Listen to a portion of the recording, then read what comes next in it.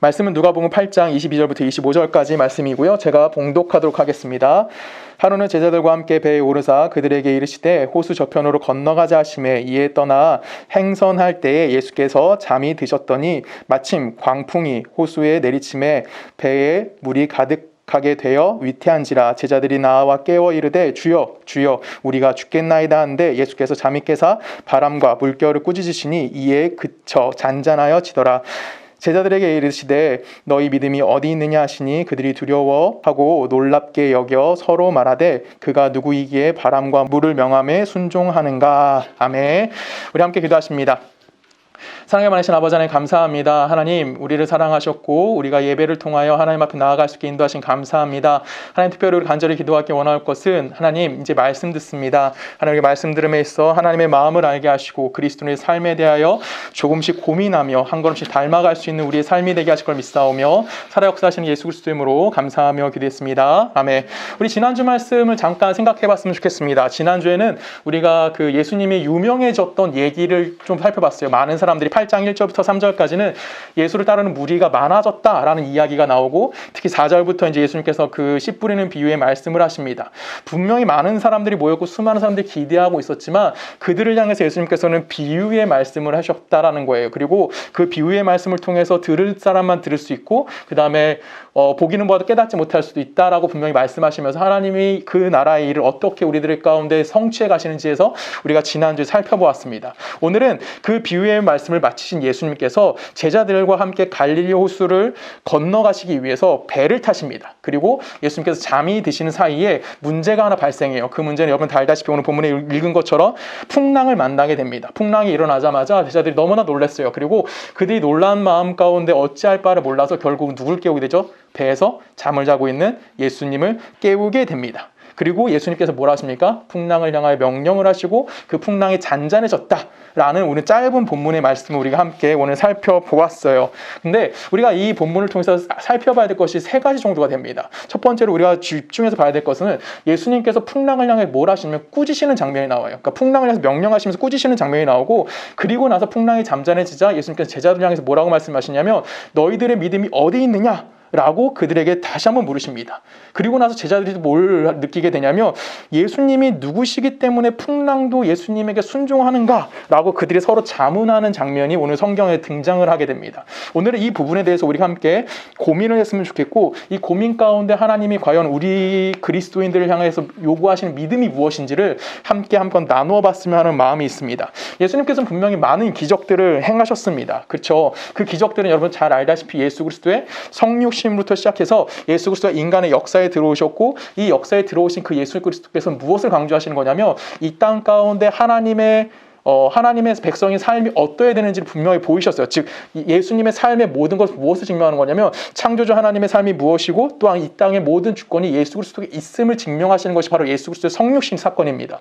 그리고 그 성육신 사건을 통해서 수많은 기적들을 일으키셨어요. 분명히 지난주에 우리가 살펴보았듯이 죽은 사람도 살리시고 중풍병자도 고치시고 안진병도 일으키시고 눈먼 자도 눈을 뜨게 하시는 사건들이 분명히 우리는 너무나 많은 예수의 기적들을 말아봅니다.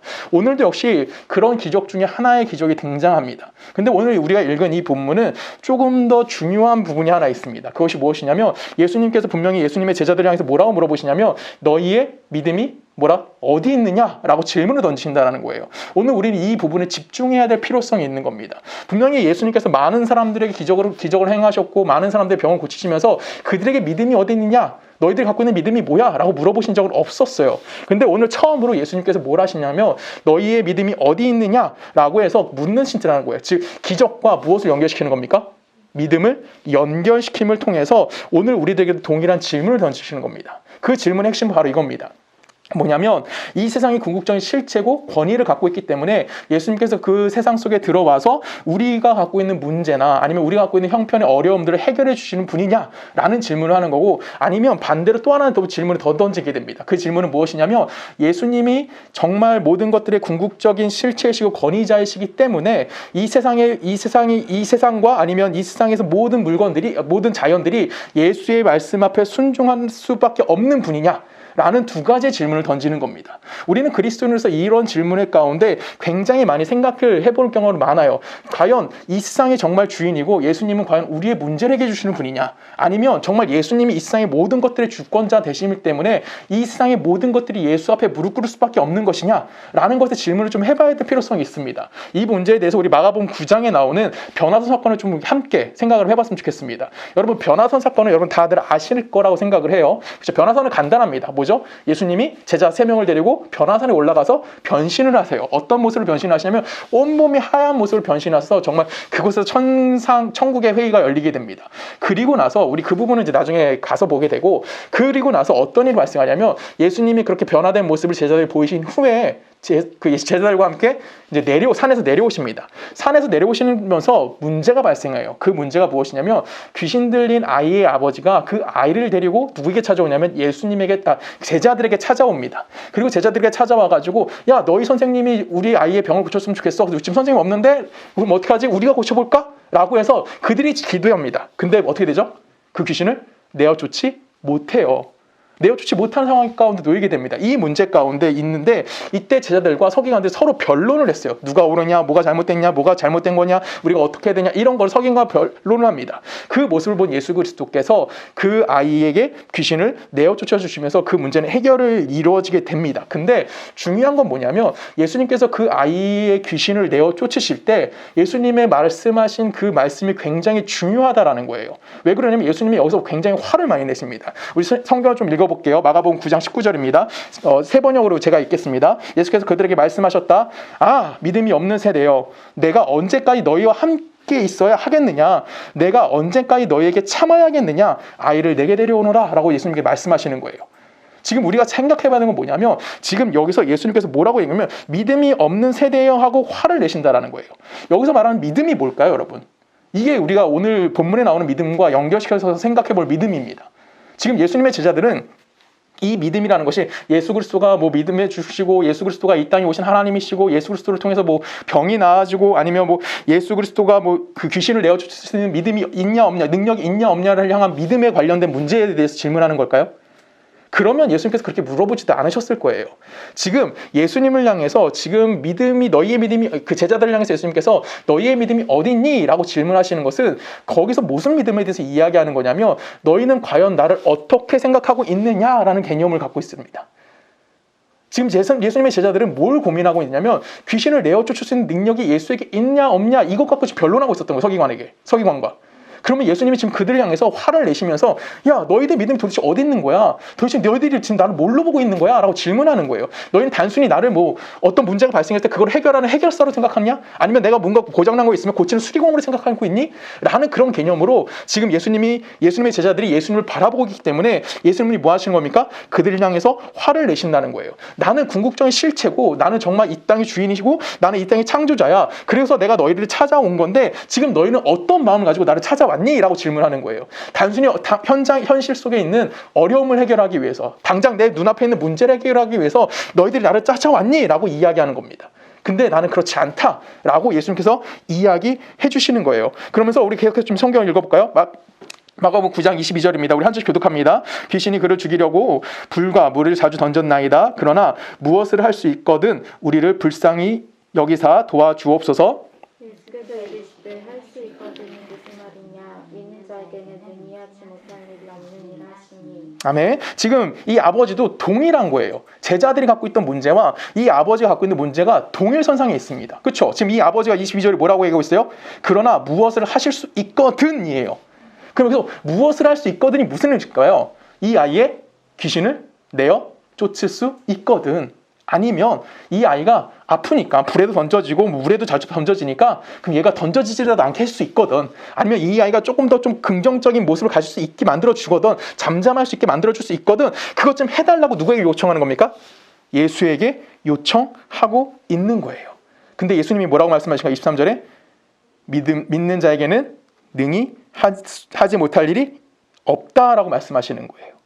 지금 여기서 등장하는 믿음이라는 말과 나중에 예수님이 또 제자들이 예수님이 또 물어봐요. 우리는 왜 못합니까? 라고 할 때 예수님이 뭐라고 말씀하시면 기도 위에는 이런 종류가 나갈 수 없다라고 말씀하십니다. 이런 종류의 귀신이 나갈 수 없다라는 얘기를 하는 거예요. 이것 가운데 이야기하시는 겁니다. 자, 이걸 우리가 잘 생각하셔야 되는 거예요. 우리는 예수님이란 분을 생각할 때 우리는 단순히 내게 뭐 진리의 요술램프처럼 내 소원을 들어주고 내 문제를 해결해 주실 분으로 보고 있느냐, 아니면 그 예수가 정말 나를 위해서 이 땅에 찾아오신 하나님으로서 그 인격자 되시는 분으로 나와 관계를 맺고 있느냐라는 개념으로 여러분들 생각을 좀 해볼 필요성이 있습니다. 우리는 단순히 예수님의 능력이 필요한 사람들입니까? 아니면 예수가 필요한 사람입니까? 라는 것을 좀 생각을 해봐야 되는 거예요. 지금 예수님께서 그들에게 믿음에 대해서 질문을 던졌다는 것은 나의 궁극적인 실체가 무엇인지를 너희가 알아야 해라는 걸 이야기하는 거예요. 예수의 궁극적인 실체는 여러분 다 압니다. 우린 대답은 잘할 수 있어요. 예수는 누구시죠? 창조주시죠. 예수는 하나님의 아들이십니다. 이 땅의 주인이시고 이 땅의 섭리자로서 이 땅 가운데 와 계신 거예요. 근데 우리가 지금 예수님이 우리에게 그걸 질문하고 계시는 거예요. 너희는 나를 뭘로 보고 있니? 너희들이 갖고 있는 믿음은, 나를 향한 믿음은 어떤 믿음이니? 너희들이 정말 나에 대해서 그렇게 생각하고 있니? 내가 세상을 뛰어넘는 분이라는 걸 알고 있니? 라고 질문하는 겁니다.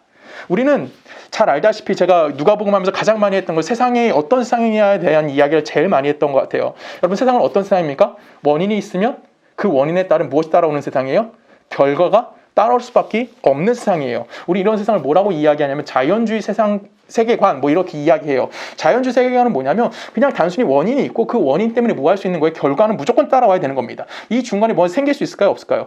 가끔 우연이라는 것이 발생할 수는 있어요. 그렇죠? 내가 뭐 돌을 던졌더니 뭐 금이 나왔어. 뭐 이런 식으로 뭐 우연이 생길 수 있지만 이런 우연을 배제시키고 일반적으로 생각했을 때 내가 공부하면 뭐 하게 됩니까? 똑똑해지는 거고요. 내가 많이 먹으면 뭐 하는 거예요? 살찌는 거예요. 원인이 있으면 결과가 있는 거고 그것이 고정적으로 이루어지는 것이 뭐예요? 이 세상에 움직이는 법칙인 거고 우리는 이걸 뭐라고 표현하면 자연주의 세계관 아니면 인과법칙이라고 이야기합니다. 인과법칙의 특징은 뭘까요? 거기에는 원인이 있으면 그에 합당한 결과가 무조건 찾아올 수 있다는 겁니다. 내가 결과가 마음에 들지 않는다고 원인을 바꿀 수 있나요? 인과주의에서는 그렇게 할 수 없어요. 그 원인에 따른 무엇만 오는 거예요? 결과가 따라올 수밖에 없는 거예요. 그래서 이 세상은 어떤 세상이냐면 냉정하고요. 이 세상은 무슨 세상입니까? 결과주의적 세상이고 이 안에는 누군가를 배려하거나 누군가를 찾아가주거나 누군가를 위로해 줄 만한 인격이 존재해요? 존재하지 않아요?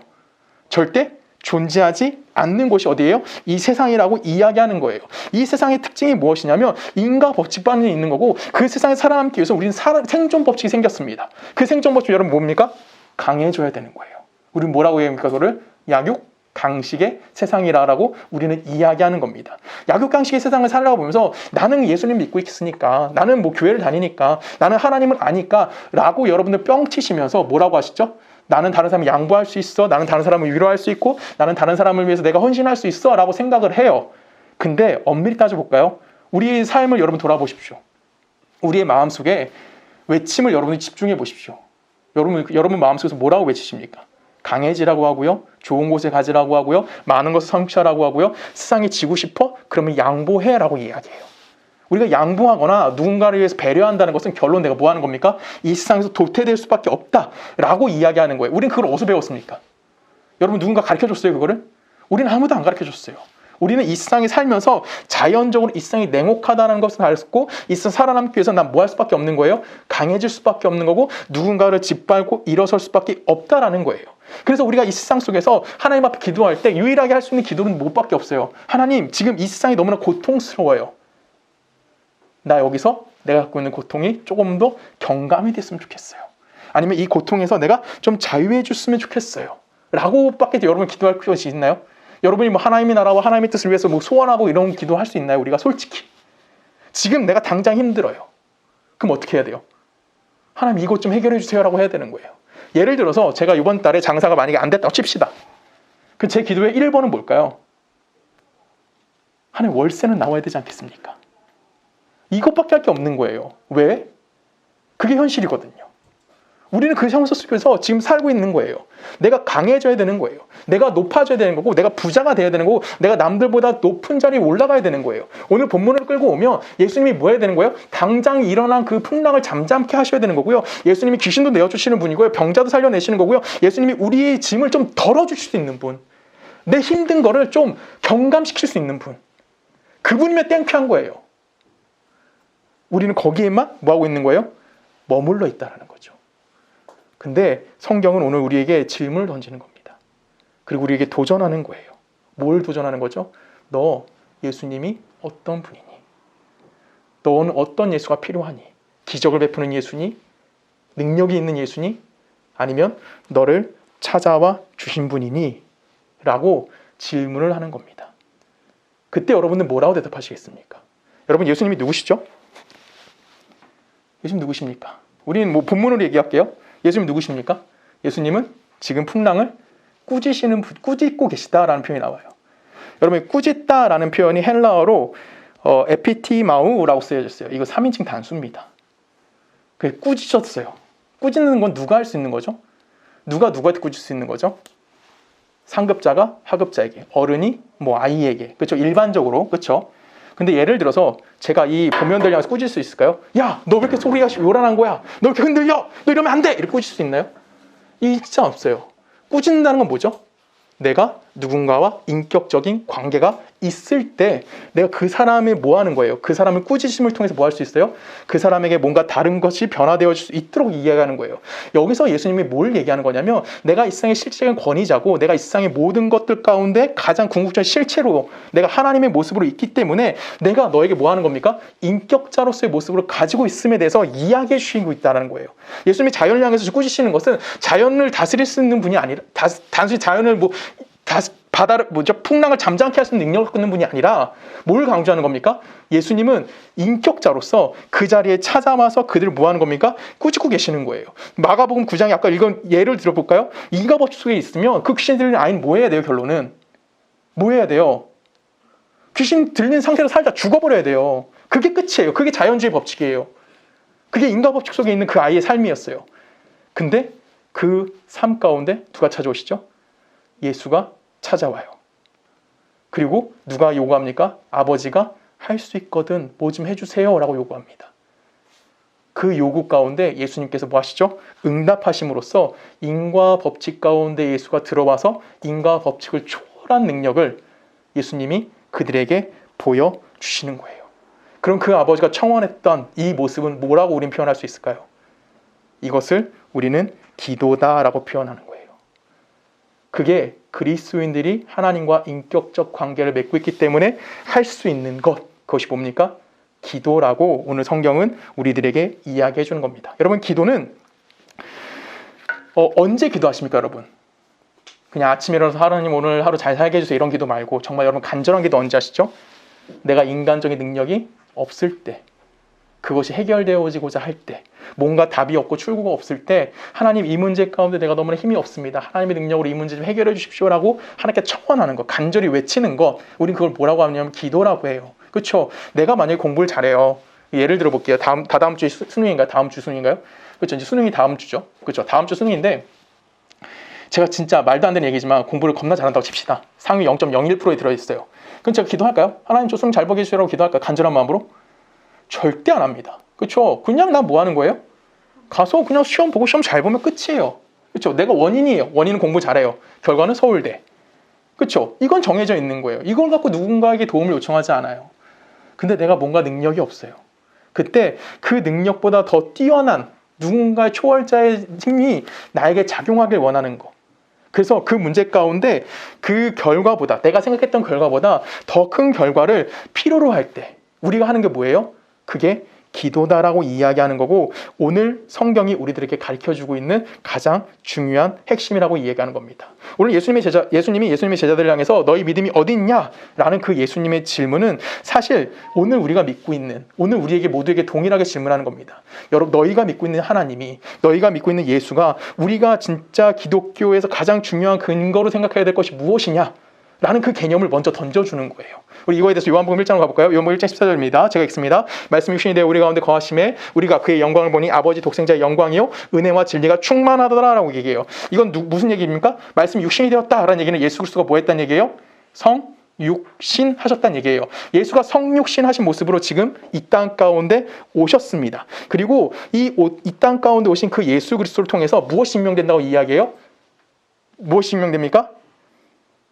우리가 그의 영광을 보니 아버지의 독생자의 영광이요 라고 이야기해요. 자, 이거 질문 하나 한번 해볼게요. 그러면 이 아버지의 독생자의 영광이다라고 이야기하는 것은 예수가 영광스럽다는 얘기를 하는 걸까요? 아버지의 영광이 영광스럽다고 얘기하는 걸까요?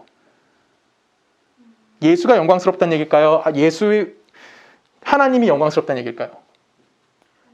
하나님이 영광스럽다는 얘기를 하고 있는 거예요. 누굴 통해서 증명되어지는, 예수를 통해서 증명되어지는 하나님의 모습이 뭐하다? 영광스럽다라는 것을 이야기하는 거예요. 즉 예수님 뭐 하는 거예요? 예수님이 이 땅에 오셔서 하나님이 얼마나 영광스러운 분인지를 우리에게 알게 해주시는 거예요. 예수님이 성육신하셔서 우리에게 뭘 보여주셨습니까? 이 땅 가운데 이 세상을 하나님이 창조하셨다는 걸 우리에게 알게 해주셨고, 이 세상을 다스리는 유일한 분이 누구라는 걸 알게 해주시는 거예요. 하나님이시라는 것을 우리에게 알게 해주시는데, 그분이 어떤 분이라는 거예요?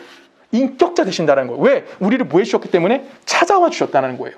단순히 이 땅 가운데 예수님이 짠 하고 나타나신 것이 아니라 어떤 모습 태어나세요? 어린아이의 모습으로, 인간의 모습으로 태어나서 가장 인격자된 모습으로 이 땅 가운데 예수님이 찾아오셨고, 그 찾아오심을 통해서 뭐 하시는 겁니까? 하나님의 영광을 드러내시는 분이 바로 예수님이라는 거예요. 예수를 통해서 하나님의 신실하심과 하나님의 선하심과 하나님의 의로우심과 그 다음에 그 영광이 제일 우선시하시는 분이라는 것을 우리에게 알게 해주시는 거예요. 어디 속에서? 이 냉혹한 현실 속에서. 정말 뭔지 알 수 없는, 정말 답을 찾을 수 없는, 원인 속에 묶여 있을 수밖에 없는, 폐쇄되어져 있는 이 세상 속에서 하나님이 찾아와 들어오시는 겁니다.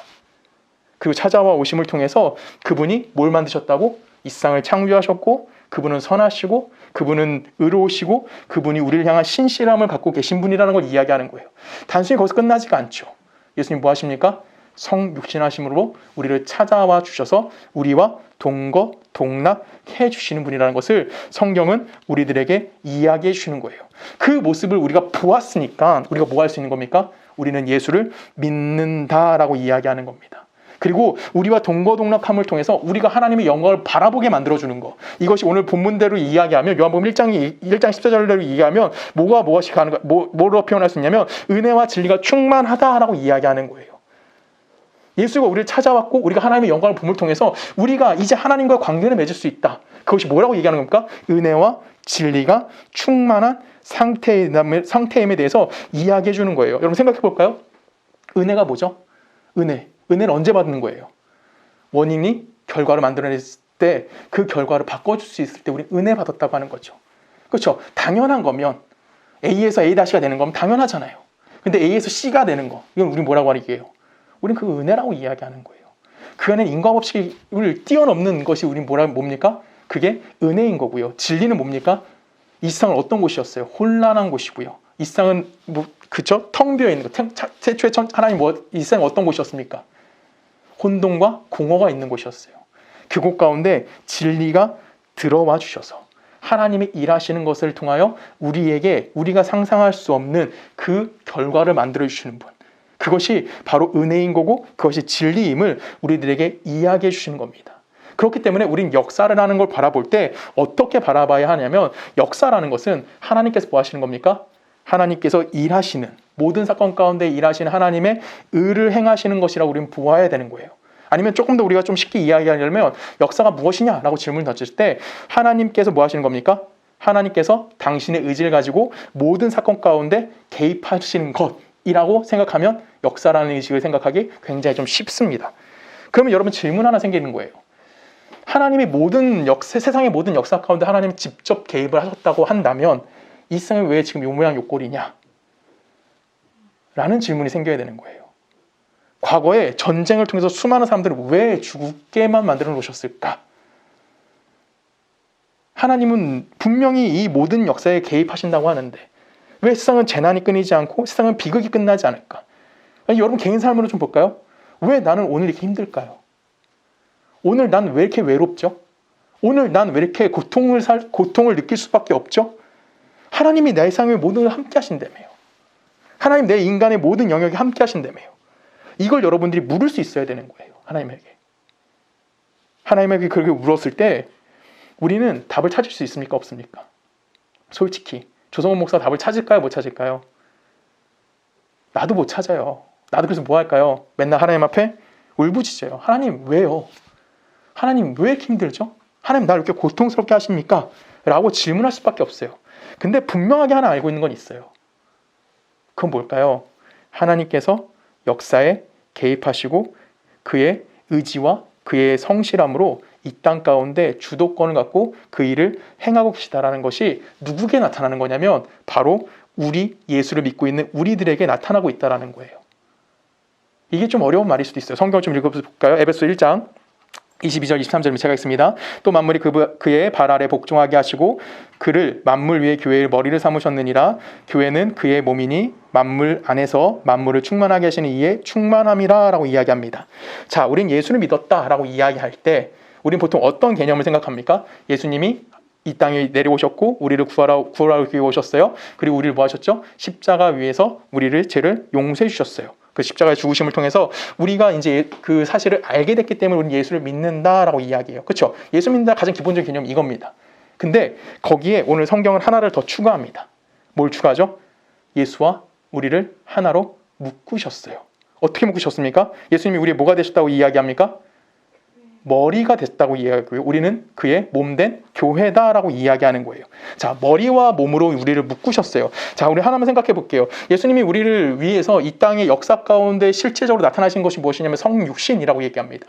그리고 그 성육신하신 예수님께서 우리의 죄와 우리의 모든 걸 대신하기 위해서 십자가에 달려 죽으신 사건을 십자가에 죽으신 것을 우리는 다 대속 사건이라고 이야기하고 그 십자가 사건이라고 이야기해요. 우리는 거기까지 간 다음에 그리고 나서 우리가 그 뒤를 잘 생각하지 않아요. 우리는 맨날 십자가 앞에서 멈춰 있는데 그 뒤에 예수님께서 우리에게 뭘 요구하실까요? 예수님이 뭐 하셨습니까? 십자가에 죽으시고 3일 만에 부활하셨어요. 부활하신 그 예수님이 40일 뒤에 뭐 하셨죠? 50일 뒤에? 그렇죠. 승천하셨어요. 40일 뒤죠. 승천하십니다. 승천하신 그 예수님이 끝나셨나요? 거기서? 끝나셨나요? 와, 이제 난 갔어. 안녕 빠이 이건가요? 아니에요. 예수님이 뭐 하셨냐면 우리와 당신을 묶으신 거예요. 그 묶으신 것을 우리 뭐라고 얘기할까요? 부활하시고 죽음과 사망의 권세로부터 우리의 영원한 형벌의 자리로부터 우리를 구원해 내셨다고요.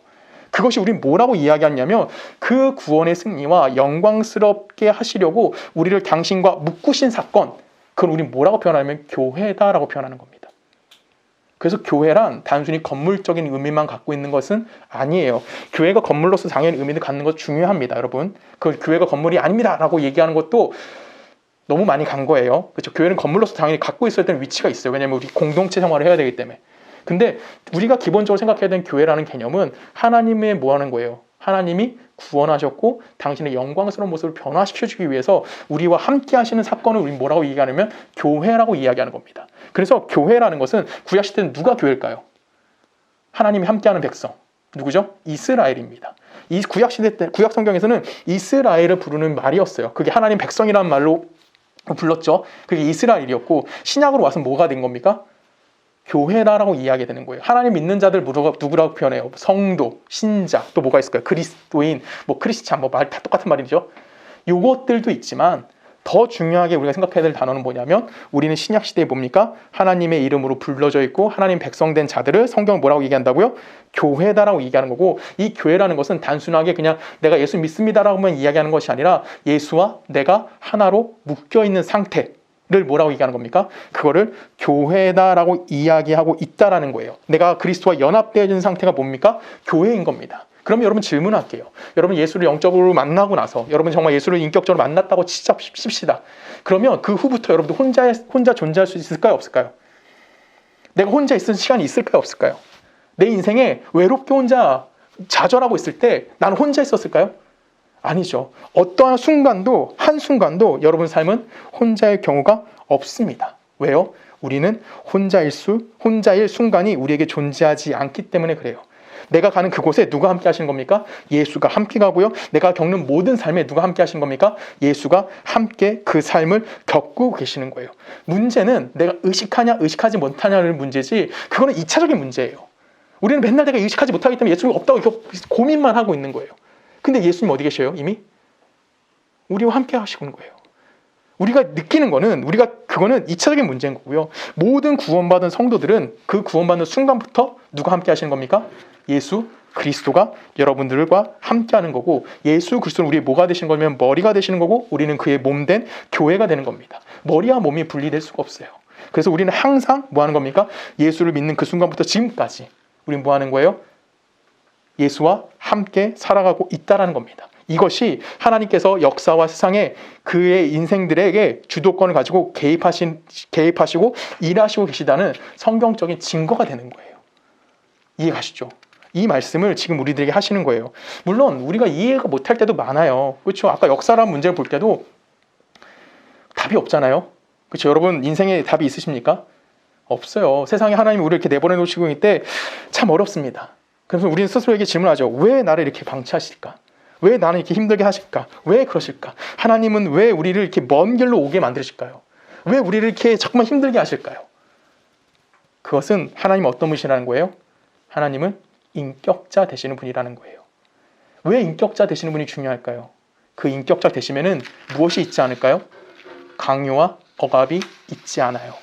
네가 하나님 앞에 40일 동안 새벽 기도해. 그러면 내가 너를 만나줄게. 너를 성공시켜줄게. 요딴 소리 성경에 없어요. 왜 없을까요? 하나님은 우리에게 무언가 요구함을 통해서 그것을 이루어주시는 분이 아니라 내 삶에서 하나님 뭐 하시는 겁니까? 기다려주시는 거예요. 왜? 그분이 인격자 되시기 때문에. 인격자 되시기 때문에 여러분이 뭐 하는 거예요? 우리를 포기하지 않고요. 그래, 너 그 삶 살아. 내가 너 기다려줄게. 네가 정말 그 삶 속에서 내가 누구인지 인식하는 그때까지 내가 널 용서해 줄 거고, 내가 너를 안아줄 거고, 내가 너를 기다려줄 거야. 그래서 우리는 뭐 하는 겁니까? 마지막에 끝내 두 손 두 발 다 들고 하나님 앞에 나올 수밖에 없는 거예요. 하나님, 내가 죄인입니다. 하나님, 내가 당신밖에 없습니다. 그 안에는, 그 고백에는 어떤 강요나 어떤 압박이 있을 수 없어요. 내 삶이 그 안에서 항복하게 되고 내가 내 삶 속에서 하나님이란 분이 이해가 되도록 하나님 뭐 하시는 겁니까? 기다려 주시는 겁니다. 이것이 기독교 신앙에서 가장 누리는 큰 복이라고 저는 생각을 합니다. 여러분들이 예수를 믿고 가장 큰 복은 뭐예요? 우리가 믿는 하나님이 우리의 무엇 되신 겁니까? 우리의 아버지 되심을 통해서 우리의 인격자라는 사실을 우리에게 가장 중요한 거고요. 그리고 그 안에서 또 뭐 하시고 계십니까? 우리를 향해서 믿음을 요구하시면서 우리를 사랑하신다고 말씀하세요. 그리고 사랑하신다고 얘기하면서 내가 너를 절대 포기하지 않을 거라고 얘기합니다. 우리의 현실 속에서 하나님 뭐 하시는 거예요? 내가 너 기다려줄게. 걱정하지 마. 라고 우리에게 인격자 되시는 모습으로 찾아와 주시는 겁니다. 그게 하나님이 우리를 사랑하시는 방법이고 우리를 만나주시는 방법이에요.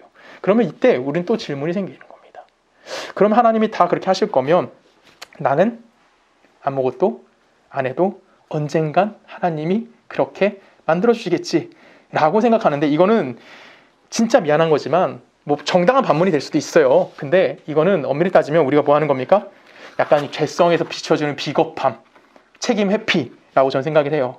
예를 들어 볼게요. 저희 집사람 저기 있으니까 저희 집사람이 저를 사랑한다, 제가 꼴할게요. 제가 저희 집사람을 사랑한다고 막 고백합니다. 그래서 우리 결혼하자 막 제가 다 준비했어요. 그 집사람이 아무것도 안 할 수 있을까요?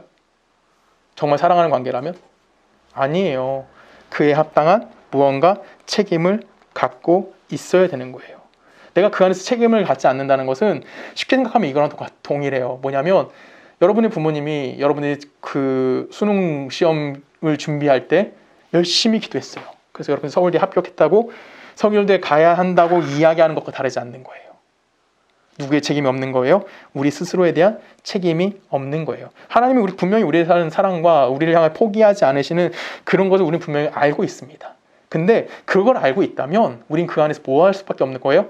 그 안에 정당한 반응이 나올 수밖에 없는 거예요. 그래서 바울은 우리에게 신앙의 책임에 대해서 이렇게 이야기합니다. 에베소서 3장 14절에 보면 이렇게 시작해요. 이러므로 라고 시작합니다. 우리 성경을 한 절씩 읽어볼까요? 교독합니다. 이러므로 내가 하늘과 땅에 있는 각 족속에게 이름을 주신 아버지 앞에 무릎을 꿇고 비노니 그의 영광의 풍성함에 따라 그의 성령으로 말미암아 너희 속사람을 능력으로 강건하게 하시오며 이름으로 말미암아 그리스도께서 너희 마음에 계시게 하시옵고 너희가 사랑 가운데서 뿌리가 박히고 터가 굳어져서 능히 모든 성도와 함께 지식이 넘치는 그리스도의 사랑을 알고 그 너비와 길이와 높이와 깊이가 어떠함을 깨달아 하나님의 모든 충만하신 것으로 너희에게 충만하게 하시기를 구하노라. 아멘. 지금 바울이 지금 뭐라고 얘기하고 있어요? 너희 그의 풍성함에 따라 성령에 따라 그리스도께서 너희 마음에 계시게 하시옵고 너희가 그 사랑 가운데 뿌리가 박혀 터를 굳건하게 하래요. 그리스도 향한 지식을 넘치도록 하래요. 그의 사랑을 알래요. 하나님이 어떻게 깊고 넓고 길이와 높이와 깊이가 어떤지 깨달으래요. 그러면서 여러분 삶이 뭐가 충만해지래요? 하나님의 모든 충만함이 여러분 안에 충만해야 한다라고 얘기하는 거예요. 그게 바로 기독교 신앙인 겁니다. 기독교 신앙은 우리가 믿음의 대상을 향해서 우리의 믿음의 대상이 되시는 그 하나님께서 우리를 구원하시기로 작정하신 거예요. 그리고 그 작정에 대한 우리가 뭐 하는 겁니까? 그 작정을 이해하고 깨달음을 통해서 마땅히 신앙적인 반응이고 책임으로 드러나는 것이 우리는 신앙생활이다라고 이야기하는 거예요. 그래서 20절에 이렇게 얘기합니다. 제가 읽습니다. 에베소 3장 20절입니다. 우리 가운데 역사하시는 능력대로 우리가 구하거나 생각하는 모든 것에 더 넘치도록 능히 하실 이에게 교회 안에서와 그리스도 예수 안에서 영광이 대대로 영원 무궁하기를 원하노라. 아멘이라고 얘기합니다. 우리가 원하는 것보다 뭐 하실 분이래요? 더 주실 분. 우리가 상상하는 것을 뛰어넘는 결과로 우리를 인도하실 분이라고 하나님을 소개하고 계십니다. 그리고 우리에게 뭐라고 얘기합니까? 지금 우리의 현실을 이해할 수 없을지라도 하나님은 이미 우리보다 더 큰 능력으로 뭐 하신다는 거예요? 그 일을 행하고 계시다라는 것을 우리에게 이야기해 주는 거예요. 우리는 이 하나님을 이해함을 통해서 내 신앙을 고백하는 거고, 그 고백함을 통해서 보상받지 못할지라도 그 내 신앙 안에 계신 그 하나님 어떠한 분인지를 인식해야 되는 거예요. 또한 내가 진심을 담아서 하나님 앞에 이런 일을 할 수도 있어요. 근데 그 일이 이루어지지 않는 무기력함도 분명히 존재할 겁니다. 근데 그 무기력함 속에서도 누가 일하는 걸 보는 겁니까? 하나님이 일하고 계시는 것을 우리는 깨달아 알아야 하는 겁니다. 그 하나님 앞에 우리는 놀랄 수밖에 없는 겁니다. 자, 그러면 성경에 보면 이렇게 표현되어 있어요. 21절에 보면 이렇게 됩니다. 교회 안에서와 그리스도 예수 안에서 영광이 대대로 무궁하기를 원한다라고 이야기합니다. 그리스도 예수 안에서는 우리가 이해할 만합니다. 근데 어디 안에서요? 교회 안에서예요. 여러분, 교회 안에서가 무슨 의미일까요? 그리스도 예수 안에서 이 일이 이루어진다는 걸 알아요. 그렇죠? 근데 교회 안에서는 무엇일까요? 예수에게 일어났던 그 모든 일들이 예수를 머리로 한 그의 몸이 된 교회가 뭐 하는 겁니까? 하나로 묶여있고, 그렇기 때문에 예수와 묶여있는 우리가 뭘 할 수 있다는 겁니까? 예수가 했던 그 모든 일들이 성도 안에서 동일하게 일어날 수밖에 없다라는 것을 우리가 신앙으로 고백하는 중요한 내용인 겁니다. 그리고 그 고백이 누구의 삶인 겁니까? 우리 모두의 삶일 수밖에 없음을 여러분이 꼭 기억해 주셨으면 좋겠습니다. 하나님께서 이루실 겁니다. 그리고 지금 우리의 답답함과 조급함과 내가 이해할 수 없는 현실 속에 있다고 할지라도 그 안에서 일하실 분은 분명히 하나님이신 걸 여러분들이 잊지 않으셨으면 좋겠습니다. 그래서 우리는 뭐 할 수 없는 거예요? 방심할 수 없고 힘을 다해서 여러분 신앙생활을 뭐 하셔야 돼요? 그 일을 신앙생활을 하셔야 되는 겁니다. 그 안에서 성공하실 수도 있고요. 그 안에서 실패하실 수도 있습니다. 내가 진심을 담을 수도 있고요. 아니면 내가 하나님을 향한 마음이 어느 순간 한계에 도달해서 좌절할 수도 있습니다. 근데 그것을 하나님 묶으시는 거예요. 누구와? 예수 그리스도에게 묶으시는 겁니다. 그리고 예수 그리스도가 묶여있기 때문에 우리의 현실 속에서 누가 일하시는 겁니까? 예수가 일하고 있다는, 그래서 우리의 삶은 예수에 묶여있는 교회의 삶을 살 수밖에 없음을 여러분 삶에서 꼭 경험하시고 그 삶이 고백되어지는 여러분의 인생이 되어지기를 주님의 이름으로 간절히 부탁드립니다. 우리 함께 기도하십니다.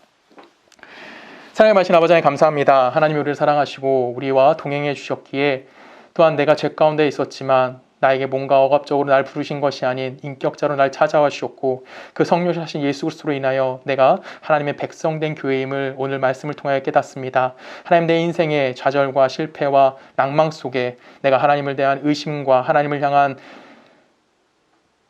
부끄러운 모습 가운데 내 인생을